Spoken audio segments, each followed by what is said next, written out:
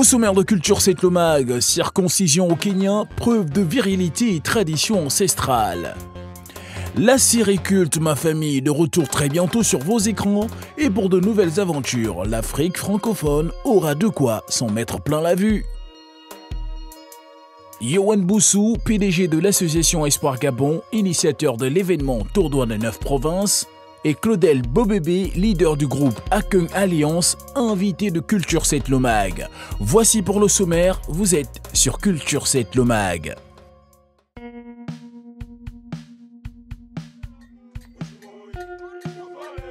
Des chants et des danses traditionnelles, les festivités commencent. Ces jeunes hommes bravent le froid pour se préparer à l'ablation. Dans cette communauté Tachoni, membre de la tribu des Luya, la circoncision est une étape obligatoire pour passer à l'âge adulte.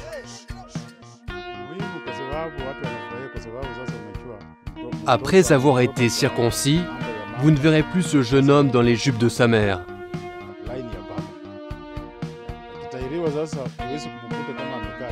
Une fois guéri, il sera assis avec son père. Il aura désormais vécu la même chose que son père.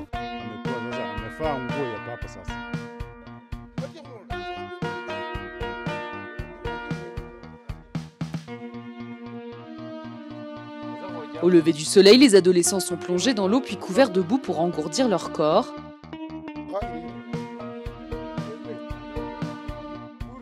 Intimidation, insultes, les candidats doivent être endurcis avant d'affronter l'opération.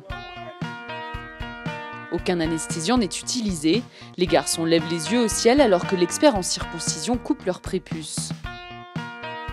C'est un jour très important pour les garçons de la communauté Luya. Une fois qu'un enfant est circoncis, nous pouvons le protéger de beaucoup de choses. L'enfant ne sera plus malade et en plus si un enfant a toujours son prépuce, dans notre communauté, on considère cela comme de la saleté. Donc nous nous devons de l'enlever pour que l'enfant soit propre. Une fois l'opération effectuée, les garçons se sentent métamorphosés. Nous venons d'être circoncis, nous nous sentons super bien. Avant, nous avions peur des hommes. Aujourd'hui, nous pouvons les affronter. Au Kenya, 40 des 42 tribus pratiquent la circoncision. Pour certains, c'est un rite traditionnel, pour d'autres, une nécessité médicale. En 2008, le gouvernement kényan a lancé un programme de circoncision masculine médicale volontaire pour lutter contre la propagation du sida. D'après l'Organisation mondiale de la santé, la circoncision réduit de 60% le risque d'infection du VIH.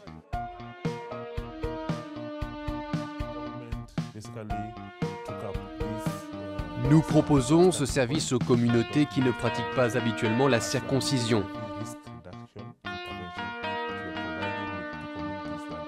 D'ailleurs, ce sont ces communautés où la prévalence de VIH est la plus élevée dans le pays. Les rites de circoncision traditionnels ont évolué au fil des années. Aujourd'hui, un nouveau couteau est utilisé pour chaque opération. Et passer à l'âge adulte a changé de signification aussi. Ces jeunes hommes participent à leur manière à la réduction de propagation du sida dans leur pays.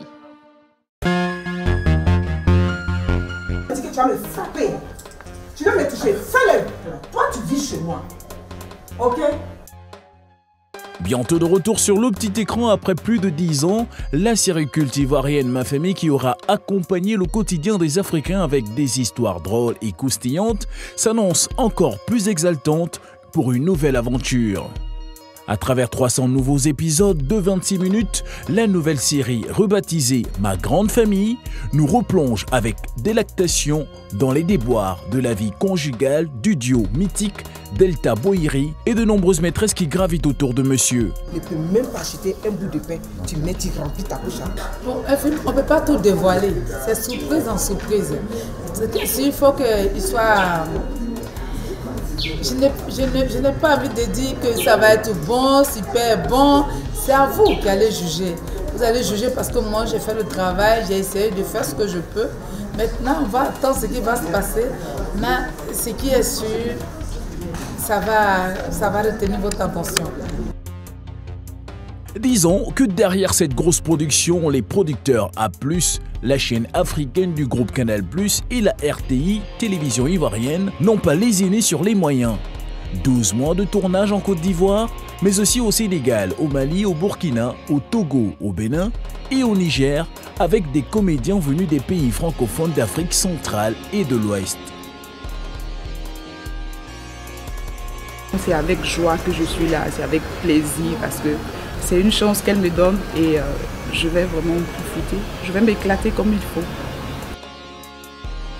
Lancée en 2002 et diffusée tous les dimanches soirs par la télévision publique, la première saison de Ma Famille avait pulvérisé les records en Côte d'Ivoire jusqu'à sa disparition des écrans en 2007. Alors, le grand retour est très attendu.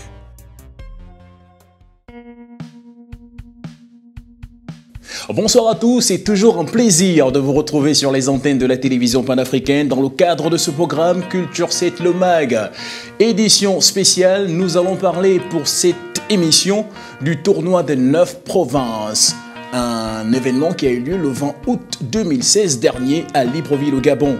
Pour en parler, j'aurai sur ce plateau M. Yohan Boussou, président de l'association socioculturelle Espoir Gabon, et M. Claudel Bobébé, on l'appelle ainsi, qui est le PDG du groupe Akeng Alliance. Mais avant, je vous propose, chers téléspectateurs, de regarder ce document.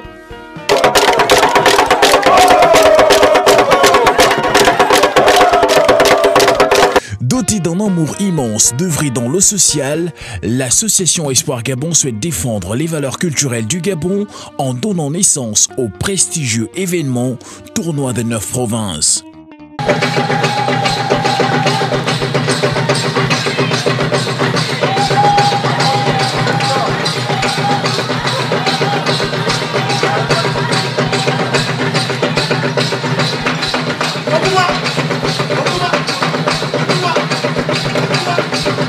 Un concours de danse traditionnelle africaine mettant aux prises une multitude de groupes inscrits pour défendre chacun les valeurs culturelles de sa région en termes de danse et tradition.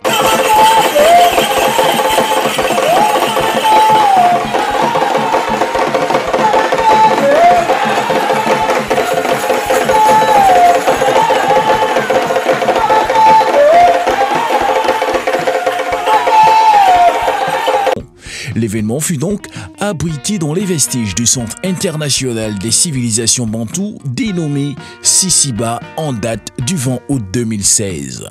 Dans l'arène, la compétition aura duré plusieurs heures sous le regard averti d'un jury ayant une bonne connaissance des danses et traditions gabonaises. Chacun des groupes se devait donc de marquer des points tant sur leurs prestations, mais plus important encore d'émouvoir le public présent qui en demandait beaucoup plus afin d'en tirer satisfaction dans le divertissement. Au final, 3 groupes ont été retenus.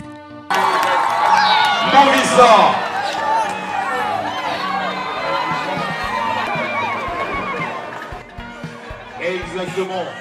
C'est donc dans une ambiance festive et joyeuse que le tournoi des 9 provinces a offert des moments artistiques et culturels de qualité qu'il n'aurait fallu manquer sous aucun prétexte. Les vestiges du Centre international des civilisations bantoues reprennent vie d'une certaine manière. Le tournoi de 9 provinces, première édition, un concours de danse traditionnelle africaine qui a pris place le 20 août 2016 et qui a fédéré les Gabonais et tous les amoureux de la culture autour de la danse et de la tradition. L'occasion pour Culture 7 le Mag d'en parler et de revenir en images sur cet événement qui compte s'inscrire dans le calendrier événementiel de chaque année au Gabon, lorsqu'on parlera de culture bien sûr. Alors avec moi sur ce plateau, nous avons M. Yohan Boussou. Bonsoir. Bonsoir. Alors je rappelle aux téléspectateurs que Yohan Boussou est le président de l'association socioculturelle Espoir Gabon et initiateur de l'événement Tournoi des 9 provinces. C'est bien ça? Exactement. Alors à ma gauche, il y a un jeune homme, lui c'est Monsieur Claudel Bobébé, on l'appelle ainsi. Il est le PDG du groupe Akeng Alliance, un groupe qui a participé, autant pour moi, à l'événement de Tournoi des 9. Bonsoir. Bonsoir. Alors, la présentation, j'espère qu'elle est... C'est ça, c'est exactement ça. Si. Voilà. Alors, Yohan Boussou, première question, celle qui arrive, c'est celle de savoir d'où vient l'initiative d'un tel événement, Tournoi des 9 provinces. Il faut savoir qu'il y a une double initiative par rapport au Tournoi des 9 provinces. La première, c'était d'attirer une attention sur nos rites et nos traditions gabonaises. Oui. Et la deuxième, c'était d'attirer aussi un œil au niveau du Centre international des civilisations bantoues, qui est un bâtiment qui a été laissé à l'abandon et pour lequel j'ai eu un amour par rapport à l'architecture et par rapport à la mission initiale. Donc c'était l'occasion de faire une pierre de coups, un tournoi représentant nos traditions dans un site qui a initialement été prévu pour ça. D'accord. Alors, c'est compris. Mais l'idée, concrètement, c'est parce qu'on parle de centre de civilisation bantou que cet événement est arrivé? Bon, au-delà de ça, c'est plutôt une histoire personnelle. C'est-à-dire qu'en revenant au Gabon après mes études, je me sentais un peu déconnecté. On me disait souvent, tu es comme un blanc, tu parles comme un blanc, ou peut-être je n'arrivais pas à comprendre qu'est-ce que la gabonitude, on va dire, d'une certaine façon. D'accord. Donc, je me suis un peu intéressé et je suis tombé sur une famille qui m'a donné l'amour de la culture, une famille qui pratiquait, donc pratiquement tous les membres pratiquaient un rite traditionnel très répandu chez nous qui s'appelle le Bouti, plus précisément le Bouti Misoko. Et de là, je me suis dit, mais comment ça se fait qu'on néglige de cette manière ce que nos ancêtres, ce que nos aïeux nous ont laissé? Pourquoi on essaye tout le temps de ramener des choses de l'extérieur, mais qu'on n'essaye pas plutôt de valoriser ce qu'on avait déjà et peut-être les adapter au monde extérieur? Alors, valorisation, il y a le tournoi de 9 provinces fait la promotion des danses et des traditions que l'on peut retrouver au Gabon. Et justement, le groupe Akung Alliance qui a pris part à cet événement, représenté ici par Claudel. Alors Claudel Bobébé, un tel événement, vous avez participé là-dessus, comment vous l'avez trouvé? C'était très bien. Pourquoi bien? Parce que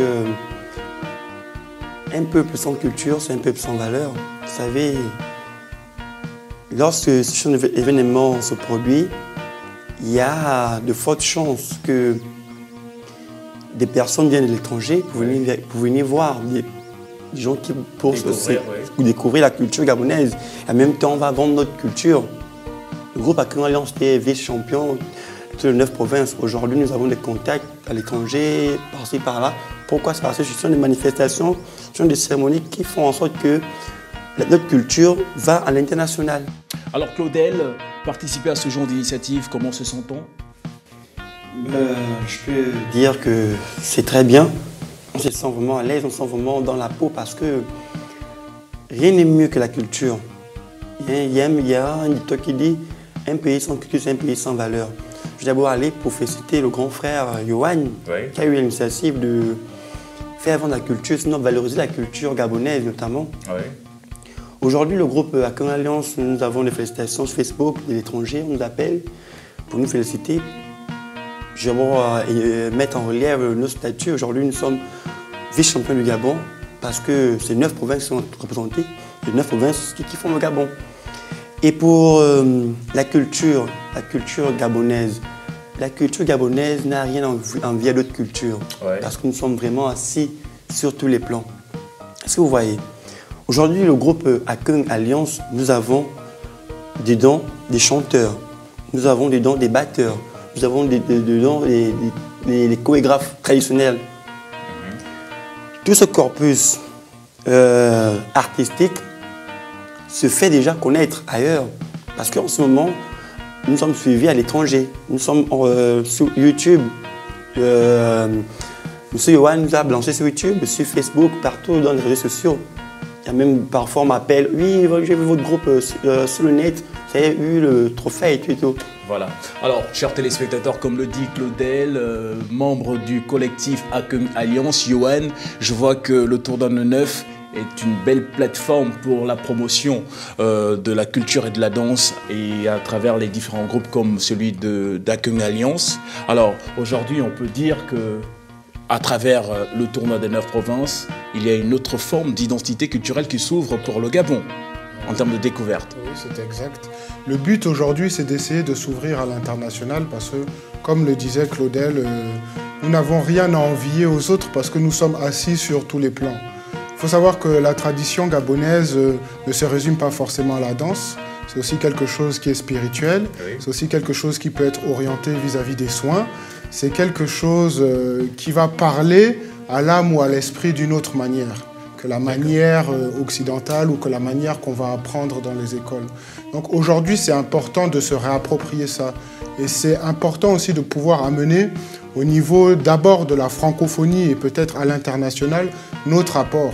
Et c'est là où je disais que je reprenais tout à l'heure la phrase de Nicolas Sarkozy, où on disait qu'on n'est pas rentré dans l'histoire.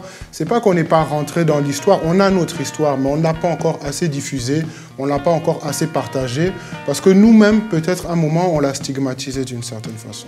Voilà. Alors, certains ont dit ici et là qu'il y a eu... pour cet événement, pour l'organisation de cet événement, parce que beaucoup auraient voulu participer à cet événement, je parle des groupes de danse, mais que en termes de communication, vous vous êtes pris un peu tard. Il faut savoir qu'avec les budgets limités, on a plus axé notre communication sur les réseaux sociaux, sur Internet. Oui. Le temps de distribution de flyers était assez court et les prix qu'on nous a demandé pour faire passer nos spots sur les chaînes télévision ne rentraient pas dans notre budget. Voilà. Donc on a vraiment essayé de faire ça au porte-à-porte, vis-à-vis des connaissances. Le but était déjà d'essayer de lancer quelque chose et je vous avouerai que peut-être que si on avait reçu plus de personnes, on n'aurait pas réussi à maîtriser l'événement. Voilà. Alors en termes d'organisation sur le terrain, comment ça s'est passé? Il faut vraiment saluer l'équipe, moi déjà avec laquelle je travaille, donc tous les membres de notre association, Espoir Gabon, les membres et les populations qui vivent au Sisiba, parce qu'il faut savoir qu'il y a des squatteurs qui se sont installés dans ce bâtiment, mais ces squatteurs ne sont pas forcément des malfrats, des bandits, parce que le Sisiba souffre d'une mauvaise réputation. Voilà. Alors que là-bas, il y a des familles, des personnes volontaires, des personnes qui ont envie de travailler. Donc on a recruté quelques jeunes, quelques mamans pour faire à manger, des personnes pour la sécurité. Et c'est cet ensemble, le fait de travailler tous ensemble dans une même direction qui nous a permis de réaliser cet événement. Voilà, donc je reviens à vous concernant ces squatteurs-là du Sisiba qui ont pris part également à cet événement. Alors Claudel, en termes d'organisation, vous, pour cette première édition, comment vous l'avez trouvé? Bon, l'organisation en tant que groupe participant à cet événement. Oui, il faut se connaître que c'était la première édition, mais c'était vraiment... c'était du bon climat. Vraiment? Du bon climat, oui. Ça vous a plu? Oui, oui, ça m'a plu. Voilà. Alors, je reviens sur ces squatteurs-là qui se trouvent du côté du Sisiba et qui ont pris vraiment massivement à cet événement. Comment ont-ils perçu l'arrivée de l'événement au Sisiba même? Ils se sont sentis revalorisés d'une certaine façon, parce qu'il faut savoir que dans la presse, ils sont souvent, comme je le disais tout à l'heure, stigmatisés. Oui. Ce sont des personnes vraiment pour qui on ne porte pas forcément l'intérêt nécessaire. Et le fait de refaire vivre les lieux dans lesquels eux-mêmes y vivent, ils nous ont beaucoup remerciés en tout cas. Voilà. Alors, il y a des groupes qui se sont inscrits. Parce que moi j'étais là à l'événement. Il y a des groupes qui n'ont plus finalement pris part à cet événement. Pourquoi? Peut-être qu'il y a certains groupes au départ qui ne croyaient pas forcément à la pertinence de notre événement. Secondo, il y en a d'autres qui avaient voulu court-circuiter le concept de tournoi en se disant qu'ils venaient pour être payés, alors que même si on a essayé de trouver des lots de consolation, oui. Le but aussi c'était de stimuler un peu ce côté compétition pour que les gens puissent se donner à fond et puissent avoir l'envie l'année prochaine peut-être de se surpasser.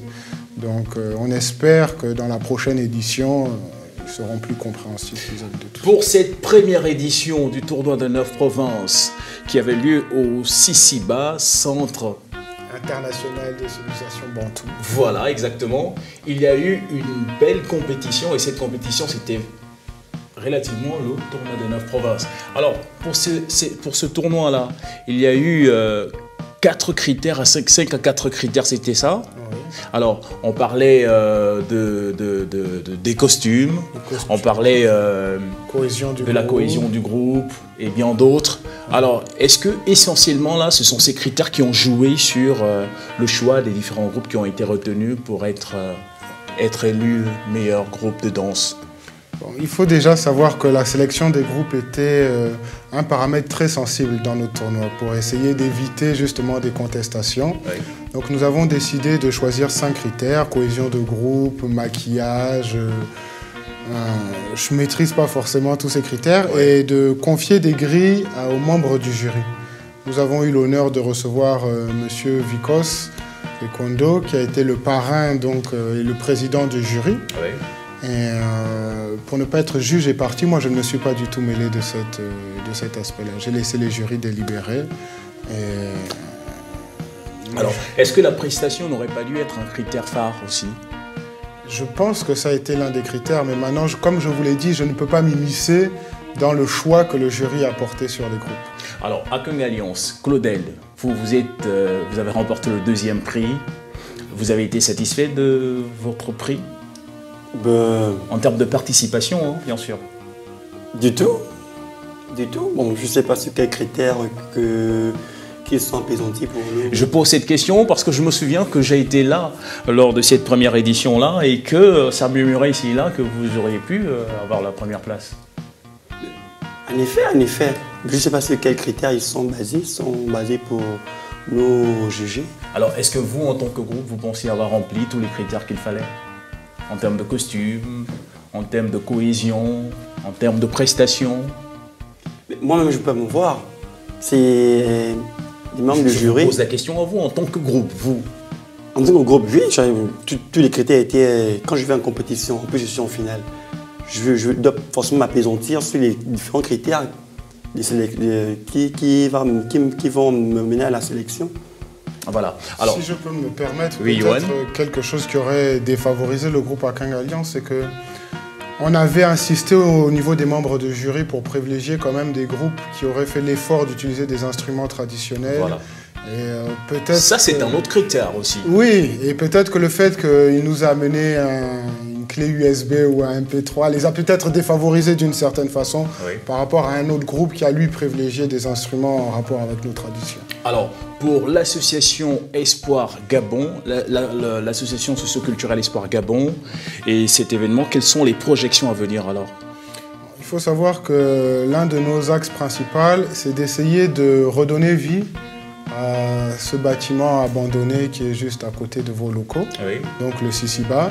Ça serait d'essayer de promouvoir la culture, mais cette fois à l'intérieur du pays, c'est-à-dire que si on doit organiser une seconde édition, c'est d'abord faire le tour des 9 provinces, justement, peut-être pour faire des présélections à l'intérieur de chaque province et être beaucoup plus représentatif. Et dans un second temps, c'est essayer de s'ouvrir à l'international, parce que qui dit les peuples bantous ne dit pas forcément le Gabon.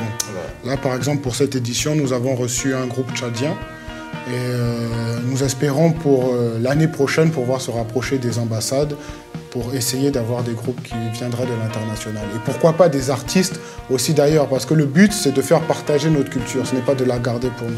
Voilà, alors pour cette première édition qui a eu lieu le 20 août dernier à Libreville au Gabon et dont j'y ai pris part, Culture 7 était de la partie. Je rappelle que pour cette première édition, il y a eu tout de même des bémols.